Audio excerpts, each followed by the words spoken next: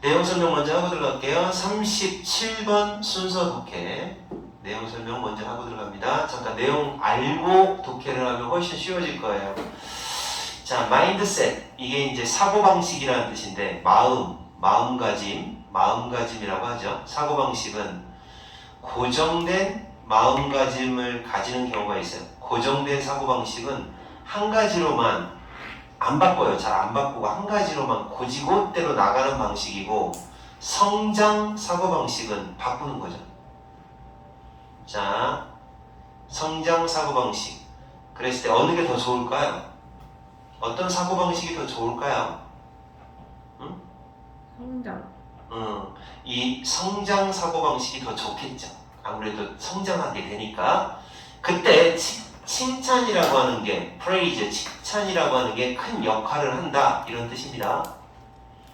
자, 칭찬이라는 말하고 똑같은 단어 하나 알아놓으셔야 됩니다. compliment. 여기 스펠링이 I예요. 중간에 조심하시고. compliment, 이게 칭찬이라는 단어예요. 칭찬. 자, 그래서 칭찬이라고 하는 것이 그 사람의 마음가짐을 성장하게 한다. 읽어볼게요. 아이들은 칭찬의 방식에 따라 fixed, 고정 사고방식이 있고 growth, 성장 사고방식을 발달을 시키는데, 똑똑하다라는 칭찬보다는 노력에 대한 칭찬을 받을 때, 그러니까 사람 자체가 똑똑해 그런 것보다 네가 한 노력은 참 잘한 거야 라고 노력을 칭찬하래요. 노력을 칭찬할 때 그때 성장 사고방식을 형성하게 되며, 이는 더 힘든 일을 받아들이고 스스로 긍정적으로 나는 역시 훌륭해 라는 긍정적으로 인식하는 등 그들을 통제할 수 있는 변수를 제공해준다. 쉽게 얘기하면 칭찬을 하더라도 노력에 대한 칭찬을 해라. 노력에 대한 칭찬이 훨씬 더 좋다. 자, 노력에 대한 칭찬이 훨씬 더 좋다 라고 얘기하는 독해입니다. 아이들 성장을 위해서는 어렵지 않을 것 같죠? 자, 스탠퍼드 대학교, 뭐 이거는 공부할 필요도 없습니다. 이런 거 나오면 이런 거 나오잖아요. 뭐 스탠퍼드 대학교 심리학과 교수인 어쩌고 저쩌고, 이 사람은 뭐 국제적으로 인정받는 선구자다, 뭐 어쩌고 필요 없어요. 이 사람이 인정받든 말든 성장 마인드세트라는 개념이 이 사람이 세운 거다. 성장 사고방식. 성장 사고방식은 이게 이 개념의 선구자인데, 이 성장 사고방식이 뭐냐면 이겁니다. 우리의 노력, 이게 노력이에요. 요 단어 꼭 알아놓으시고, 노력에 있어서 지속적으로 성장하고 1번 배우고 2번 그리고 3번 persevere 참아나가 인내한다. 인내하는 방식으로서 성장 사고방식을 가져야 된다. 노력할 때 성장 사고방식을 가져야 한다 라는 개념을 만든 사람이다. 자, 여기서 변형될 가능성이 있는 게 거의 없고 성장 사고방식이라는 게 있어요 라고 얘기만 하는 겁니다. 자, 그 다음 이 사람은 뭐라고 하는 사실을 알아냈느냐, 알아낸 내용이 중요한 거죠. 그래서 이 부분 중요합니다. 어떤 아이들이냐, 똑똑해 라는 말을 듣는 아이들이 바로 공부 못한대요. 자, 미래 업무에 공부를 못한다고 합니다. 언더퍼폼입니다. 퍼폼이라고 하는 말은 수행하다라는 뜻인데, 언더하게 수행한다, 아래로 수행한다라는 말은 공부를 못한다는 얘기예요. 자, 그들의 미래의 어떤 태스크, 성과, 업무, 과제. 자, 미래 과제에 잘 못한다. 쉬운 일을 선택하기 때문에 그래요. 이유가 있어요. 쉬운 일을 선택함으로써 그들이 안 똑똑하다, 똑똑하다 소리를 맨날 들으니까 똑똑하지 않아 라는 증거를 피하기 위해서 일부러 더 쉬운 일만 선택을 한다. 그럼으로써 결국 공부를 못하게 된다라는 사실이 밝혀진 거죠. 그래서 이걸 갖다가 이런 식으로 쉬운 일만 자꾸 해서 공부를 못한다? 이게 이제 fixed mindset이에요. 이건 별로 안 좋은 거죠. 고정 사고방식. 그러니까 사실 그렇잖아요. 야, 걔는 누구누구는 똑똑해 라고 하면 그 아이 자체가 그냥 고정적으로 똑똑함 이렇게 정해지잖아요. 그러니까 얘는 똑똑하지 않은 짓을 안 하려고 해요. 일부러. 멍청한 짓 하다가 괜히 또 똑똑하다 소리를 다시 놓칠까봐 그런 식으로 쉬운 일만 자꾸 하려고 한대. 그러니까 결국은 이 사람이 주장하는 건 이런 얘기를 하는 거예요. 뭐라고 얘기하느냐, 칭찬을 하려면 그 사람을 칭찬하지 말고 노력을 칭찬해라 그런 거지. 노력. 내가 그렇게 하는 거 같은데 참 훌륭한 거 같아. 예람이 너는 애는 띨빵하지만 요번에 노력 잘해서 시험 잘 봤으니까 잘했어 칭찬해 이렇게 해야 된다. 이 사람 얘기가 그거예요. 너는 원래 똑똑하잖아 이렇게 하면 안 된다는 거지. 그렇잖아요. 자꾸 그런 소리 들으면 안 똑똑한 짓을 안 하려고 하잖아요. 쉬운 일만 선택한다는 거잖아요. 그러니까 노력에 대해서 칭찬하는 게 좋다. 자, in contrast, 그와는 반대로, 이번엔 반대입니다. 반대로 이 사람은 아이들은 어떤 아이들이냐? 칭찬을 받은 아이들이에요. 칭찬을 받은 아이들인데 똑똑함이 아니라 not A but B, 똑똑함 때문에 칭찬받은 게 아니라 노력 때문에 칭찬받은 아이들. effort. 노력 때문에 칭찬받은 아이들은, 얘가 주어고 얘가 동사예요. 아이들은 그 성장 마인드셋라고 하는 걸 형성한다. 개발하다, 발달시킨다, 형성하다. 자, 이 사람이 부르기를, 여기는 필요 없어요. 자, 뇌이라는 사람이 부르기를 성장 사고방식을 형성하게 된다. 그러니까 성장 사고방식이 훨씬 좋은 겁니다. 그들은 learn, 알게 된다, 배운다. 노력이, 그 아이들이요. 아이들은 뭐를 알게 되느냐? 그들의 노력이 바로 그들의 성공의 결과를 이끌어낸 것. 그러니까 노력이 원인이고 노력 때문에 성공한 거야 라는 걸 알게 된다. 그러니까 노력에 대한 칭찬을 해야 노력 덕분에 성공했구나 이렇게 결론을 낼 거라는 거죠. 그리고 만약 계속 노력을 하면 시간이 지나도 오버타임 시간이 지나면 뭐 하나씩 one things 더 많은 거 more things 더 많은 것들을 이뤄내게 될 거다. 향상되고 더 많은 걸 이뤄낼 거다 라는 걸 얘네들은 아는 거죠. 그렇죠?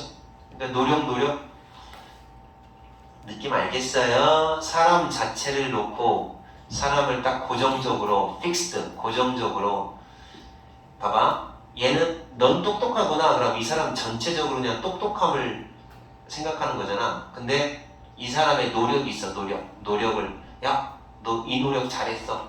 그러면 이 노력을 계속 해야겠구나 라고 생각할 거야. 근데 얘는 사람 자체를 똑똑하게 보면 안 똑똑한 짓을 안 하려고 한다는 거죠. 안 똑똑한 짓, 멍청한 짓을 안 하려고 해요. 멍청한 짓을 안 하려면 결국 쉬운 일만 자꾸 하게 돼요. 쉬운 일만 하게 되면 얘는 발전이 없다는 거죠. 발전이 없다. 알았어? 너네들 이제 조금 있으면 애를 낳을 수도 있잖아요. 그죠? 10년 안에 10년 금방 가요. 그러면은 이제 애한테 칭찬을 어떻게 해줘야겠어? 당연히 어떻게 해야겠어? 그렇게 했어? 예를 들어 우리 민석이 잘했네, 똑똑하네. 그러면 안 돼요. 민석이가 이런 노력을 한 건 참 잘했네. 이렇게 구체적으로 가야지. 알았어? 이런 아이들은 어떤 아이들이야? 노력에 대해서 칭찬받은 아이들은 end up ing, 결국 더 힘든 일, tough가 여기서는 어려운, 힘든 이런 뜻이에요. 힘든 이라는 뜻입니다. 더 힘든 일을 결국 떠맡아요. 자, 그리고 그들 자신에 대해서 기분도 더 좋아진다. 그래서 힘든 일을 도전하는 도전 정신이 생긴다는 거죠. 자, emphasizing effort, 노력을 강조하는 것이, 노력을 강조하는 것이 아이에게는 그들이 통제할 수 있는 변수를 제공해준다. 그쵸? 이것도 좋은 점이에요. 이게 무슨 말이냐면, 봐봐.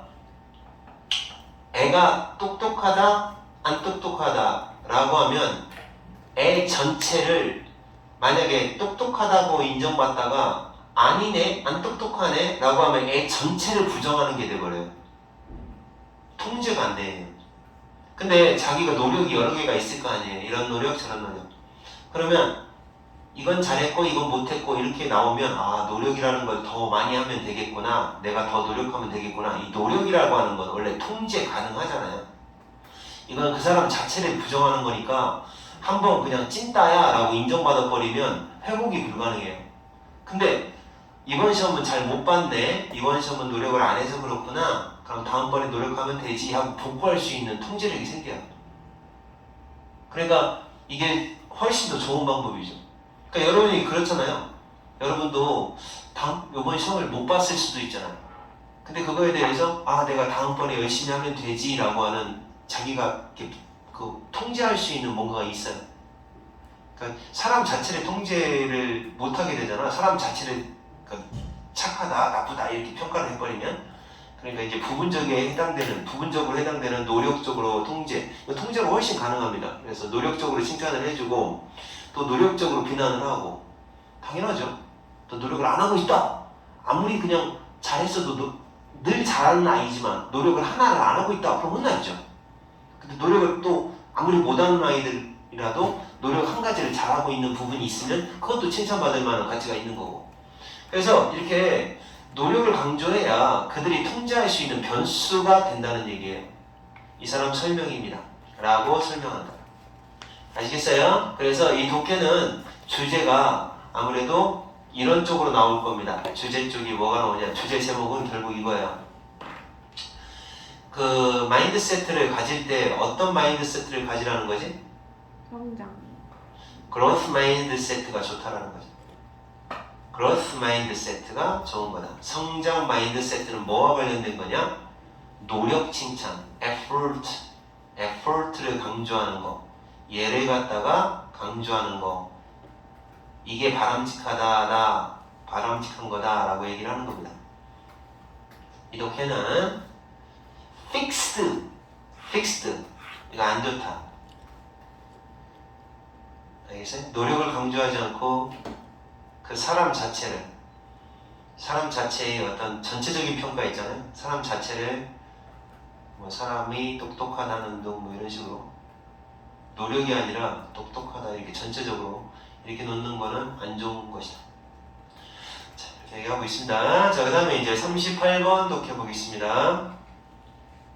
추상적인 감정, 얘가 좋아야 애매한 추상적인 감정이 우리의 세상의 경험을 형성한다. 추상적인 감정이 세상에 대한 경험을 설명한다. 자, 어떤 내용인지 한번 읽어보고 가자. 우리 주변을 살피는 것은 외부 감각 정보, 때로는 우리 안의 감정일 수도 있는데, 지하철 승객 행동에 관한 연구를 해보니까 승객들이 기차의 문 근처에 자리 잡는 것이 부분적으로는 편리하기 때문에 그렇고, 또 부분적으로는 눈을 마주치는 게 불편한 거야. 그 느낌을 피하려는 그런 욕구 때문이라는 게 발견되었다. 자, 우리가 볼 수 없는 감정들은 세상에 대한 우리의 경험에 영향을 미친다. 자, 이제 이게 무슨 말인지 우리말로 써있는데도 잘 모르겠죠? 그러니까 간단하게 설명을 하면 무슨 말이냐면 이런 얘기입니다. 우리가 어떤 우리 감각기관, 감각적 정보만 이렇게 우리 머리에 들어오는 게 아니에요. 우리한테 감각 정보만 들어오는 게 아니에요. 감각 정보는 어떤 게 감각 정보야? 눈으로 보는 거, 귀로 듣는 거, 청각적인 거, 뭐 촉각적인 거, 이런 거 있잖아요. 이런 감각 정보를 통해서만 우리 주변을 살필 수 있는 게 아니고, 여기에 뭐가 들어가냐? 감정이라고 하는 요소가 들어간다는 거죠. 이것 플러스 감정이라는 요소가 들어간다는 얘기예요. 그래서 예를 드는 게 뭐냐면, 사람들이 지하철 타면 그 내리는 곳, 타는 곳 입구 근처에 있거든요. 근데 입구 근처에 왜 타는 걸 좋아하느냐? 그냥 단순한 어떤 편리함 때문에 그런 게 아니라 눈을 마주치면 불편하잖아요. 그래서 불편함을 피하고 싶은 감정 때문에 일부러 사람들이 그 지하철 문 근처에 있다는 거죠. 사람들이 피하고 싶어서. 감정이라고 하는 게 늘 어떤 애매한 이런 추상적인 감정이라고 하는 게 우리의 감각 정보에 의한 경험에 영향을 준다라고 얘기를 하는 겁니다. 영향. 그래서 여러분은 이 감정이라고 하는 게 우리의 감각 정보를 우리가 인지할 때 영향을 꼭 준다. 이걸 알아놔야 돼. 감정이 영어로 뭐예요? 그건 알아야지. 영어로 뭐지? 감정이 영어로 뭐야? 모르는 척해. 감정이 영어로 뭐야? 에모션이죠. 에모션이 영향을 준다. 그렇습니다. 한번 좀 더 자세히 읽어보자. 자, 우리의 주변을 관찰하는 것은 자, 뭐에 집중을 한다? 우리 자신의 밖에 있는 것에 초점을 맞춘다. 이 밖에 있는 것을 간단하게 말하면 외적 요소, 외부 요소 이렇게 하겠습니다. 자, 관찰하는 것은 외부 요소야. 다시 말해, 우리가 보는 것, 듣는 것, 냄새 맡는 것, 느끼는 것, 감각이죠, 감각. 이 외부 요소에 집중을 한다. 그리고 어쩌면 맛보는 것, 감각이죠. 이 감각에 의존한다. 외적인 감각에 의존한다. 됐어요? 그러니까 이거 간단하게 뭐라고 말할 수 있을까? 우리의 주변을 관찰하는 것은.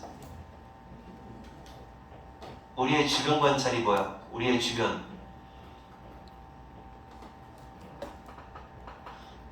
자, 우리의 주변 환경은 간단하게 이렇게 압축할게요. 주변 환경은 뭐에 관련이 있느냐?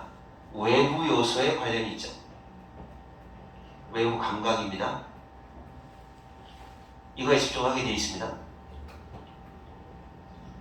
근데 여기다 이제 이 사람이 주장하는 건 그거죠. 여기다 플러스 하나 더 있다 이거죠.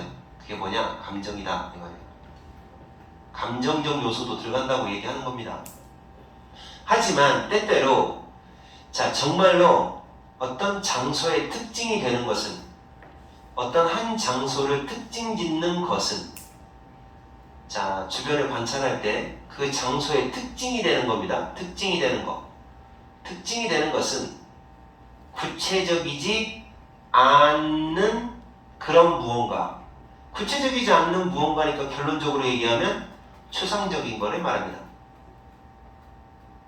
다시 말해서 abstract. 추상적인 거. 다시 말해서 감정을 말합니다. 감정은 추상적이고 애매하잖아요.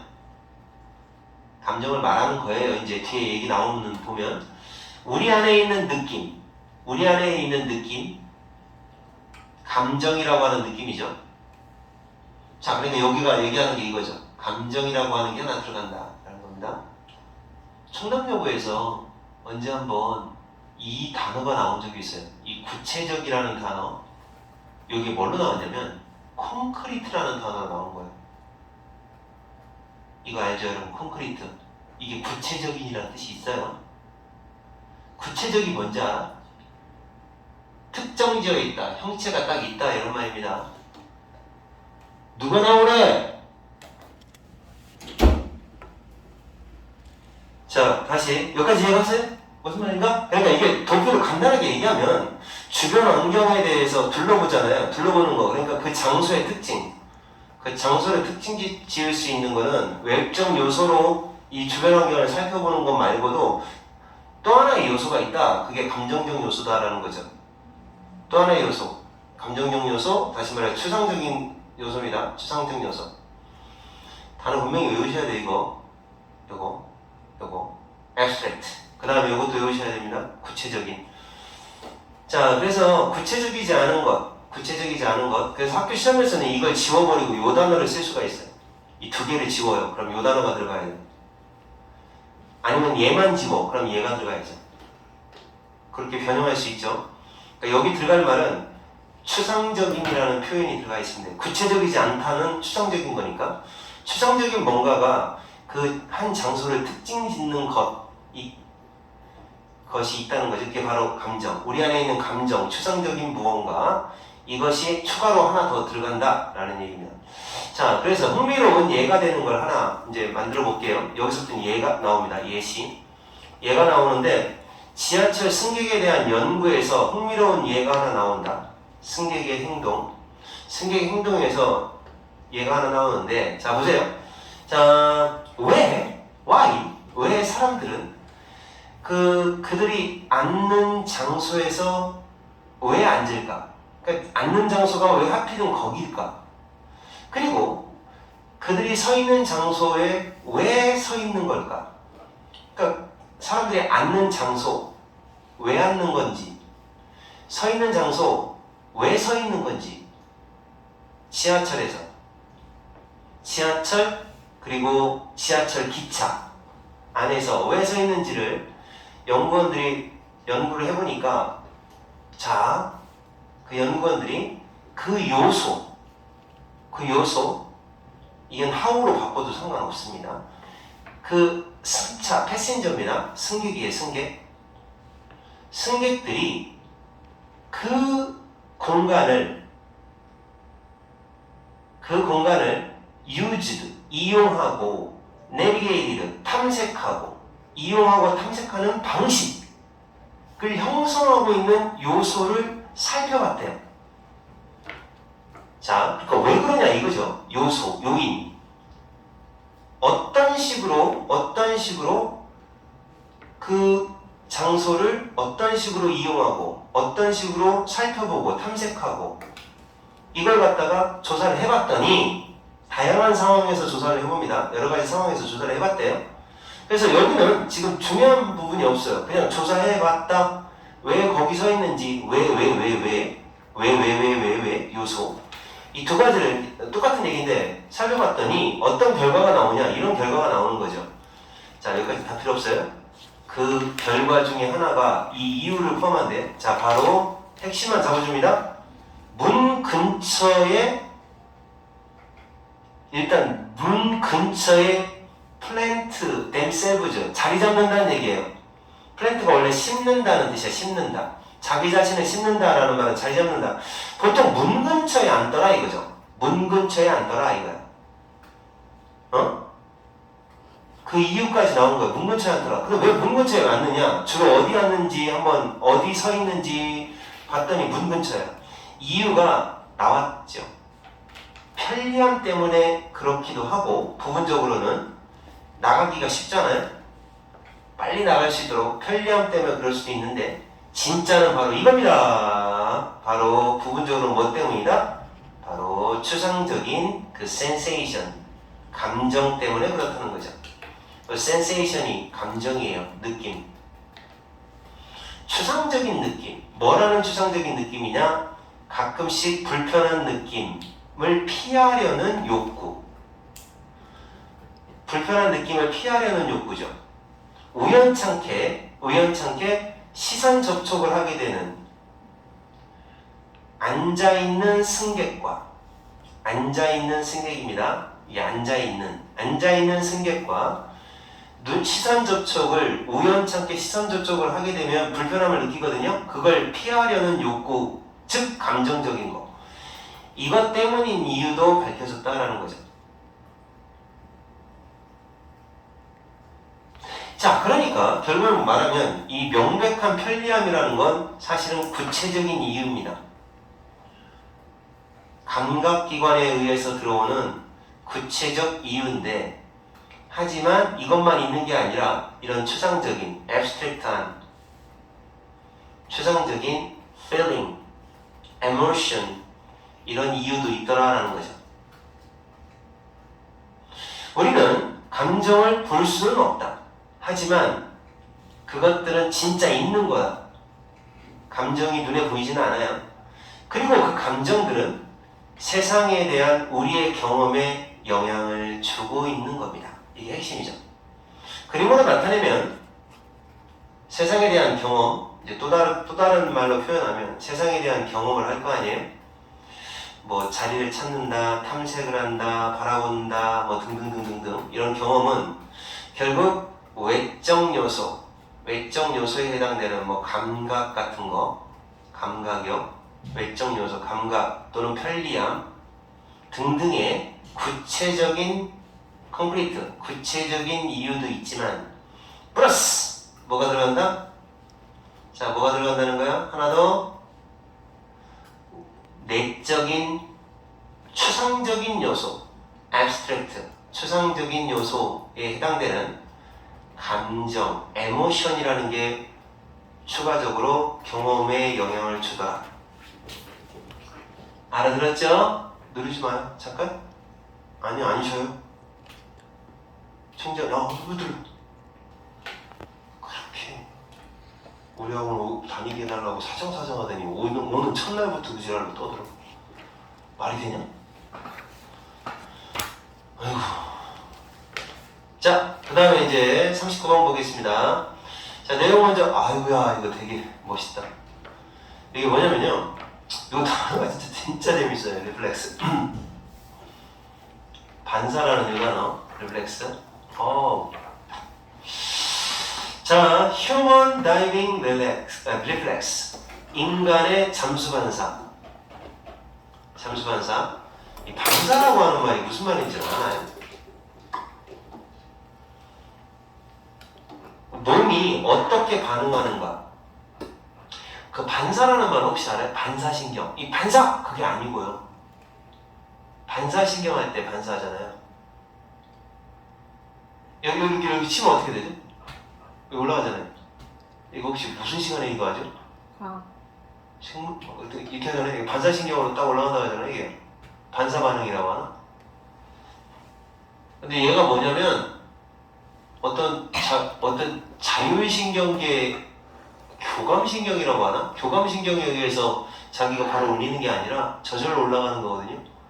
그러니까 이 반사라고 하는 건 어떻게 보면 저절로라는 이 표현이 들어가야 돼. 저절로라고 하는, 그러니까 우리가 얼굴을 물속에 담그잖아요? 그러면 우리가 의도하지 않아도 저절로 되는 게 있대. 신기하죠? 그러니까 예를 들어 어디가 그렇게 되는 줄 알아요? 콧구멍을 막아요. 기도를 막아요. 들어가면 여러분 몸속에 기도하고 콧구멍 사이에 저절로 이렇게 물이 못 들어가게 막아요. 그것 때문에 우리가 수중 동물이었을지도 모른다라고 하는 그런 가설도 있어요. 저절로. 왜 있잖아, 그 물에서도 살고 밖에서도 사는 애들은 콧구멍이 어떻게 생겼어요? 콧구멍이 이렇게 해서 콧구멍이 밖에 나오면 열리고 그 다음에 물속에 들어가면 지가 저절로 닫히잖아요. 우리 인간도 그렇대. 몸에서 그 물 잠수했을 때의 어떤 리플렉스가 있다는 거예요. 그 반사, 뭐라고 해야 되나? 반사가 있대. 이거 봐봐요. 인간은 다른 해양 포유동물처럼, 해양 포유동물 대표적인 게 뭐냐면 돌고래 같은 애들. 돌고래. 얘네처럼 잠수반사라는 게 있대. 물에 빠졌을 때, 물에 들어가게 되면 저절로 기도를 막는 게 있대. 침팬지는 안 그렇대요. 그러니까 침팬지는 물속에 들어가면 물 다 먹는 거야. 다 죽어요, 걔는. 인간이 물속에 얼굴이 잠기잖아요? 그럼 그것이 유발되어, 잠수반사라는 게 유발되어 생겨서 기도를 딱 닫고 심박수를 낮추고 많이 하네. 기도도 딱 닫아요. 그 다음에 심박수도 일부러 낮춰요. 왜냐면 산소를 공급 못 받을 거니까. 그리고 혈액을 중요한 장기로 보내는 반면 인간은 이런 잠수반사라는 게 있다는 거죠. 인간은. 근데 얘는 없대요. 그래서 얘네들은 빠져 죽는데. 그러니까 우리는 물에서 살았을지도 모른다는 증거래요, 이게. 여러분 저기 얼굴에 이렇게 목욕할 때 목욕탕에 얼굴 처박을 때 물 다 먹어? 침팬지는 먹는데요, 다. 멍청이처럼. 그게 없어서 잠수반사라는 게 없대요. 신기하죠? 그 얘기입니다. 그래서 독해 빨리 할게요. 이건 3분 컷입니다. 이해했어요? 우리 인간은 다이빙 리플렉스라고 하는 게 있대요. 그게 신기하다는 거죠. 잠수반사라는 게. 우리는 잠수반사를 가지고 있다. 다른 해양 포유동물처럼. 이 말의 의미는 this means, 이 말의 의미는 특별한 신경의 말단 끝부분, 신경 끝부분, 신경 말단, 얼굴에 신경 말단이 얘가 주어죠. 신경 말단, 얘가 주어고 얘가 동사. 얼굴에만 있는 게 아니에요. 그 입 주변에도 있고 코 주변에도 있다고 합니다. 입과 코 주변에 있는 특별한 신경 말단이 이 잠수반사를 일으킨다.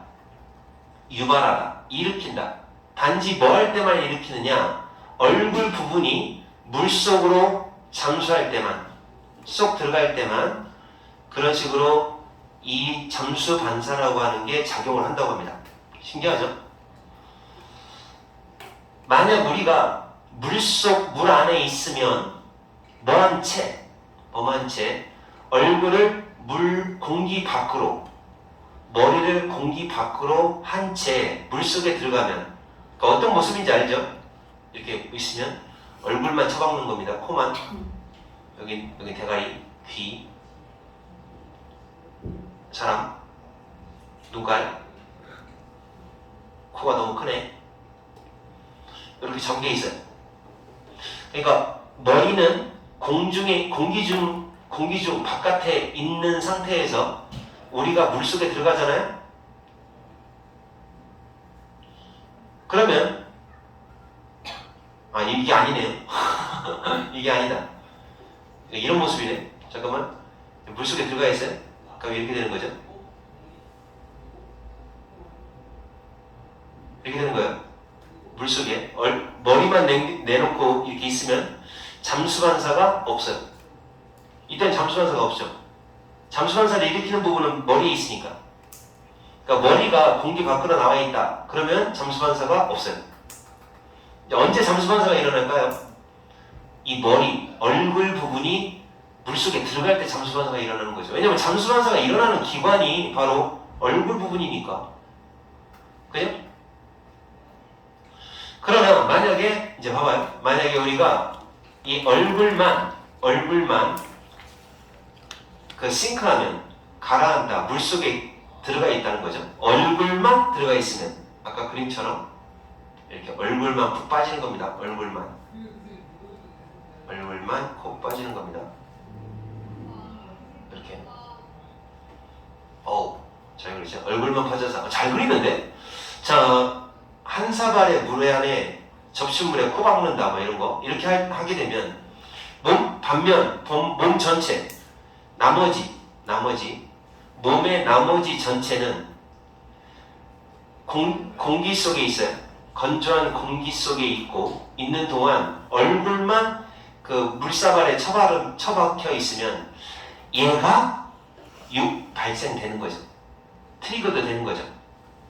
얘가 잠수반사라는 게 유발되는 겁니다. 일으켜지는 거죠. 잠수반사가 일어나는 겁니다. 그것은 저절로, 자동적으로, 저절로 이게 중요한 단어예요. 알았어요? automatically 저절로 똑같은 말 unconsciously 저절로 automatically 저절로 본능적으로 instinctively 다 같은 말입니다. 무의식적으로 본능적으로 저절로 involuntary 저절로 이게 중요한 거예요. 단어들이 몽땅 저절로 그놈은 저절로 기도를 막아야 공기가 흐르는 길을 차단합니다. 그리고 위험을 줄이죠. 물을 삼킬 위험을 줄여줘요. 그리고 그 잠수반사가 작은 공기의 통로를 좁혀요. 폐로 들어가는 폐로 들어가는 공기 통로도 일부러 좁혀요.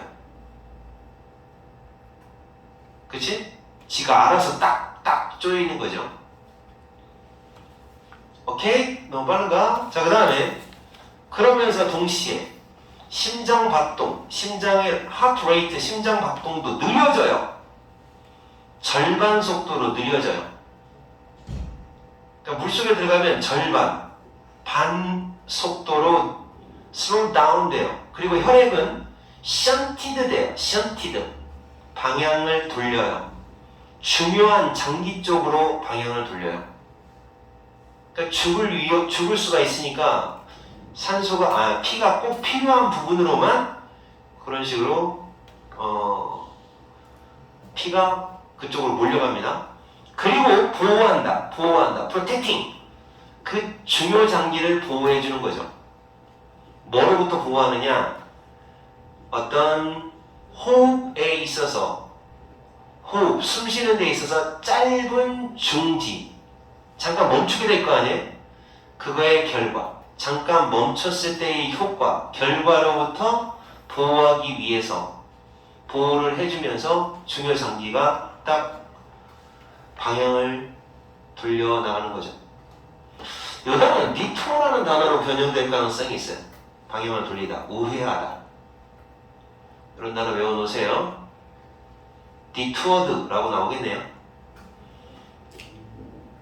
자, 그래서 이제 그러는 반면 이번에는 인간은 그렇게 잘하는데, 자, 그러는 반면 침팬지는 어떨까요? 침팬지하고 고릴라는 물속에 스스로 자기 자신이 물속에 있다는 걸 발견하게 되면, 그러니까 물속에 있어요. 얼굴을 표면 아래쪽에, 물의 표면 아래쪽에 처박은 채 얼굴 처박고 만약에 물속에 있으면요, 그러면 어떻게 될까요?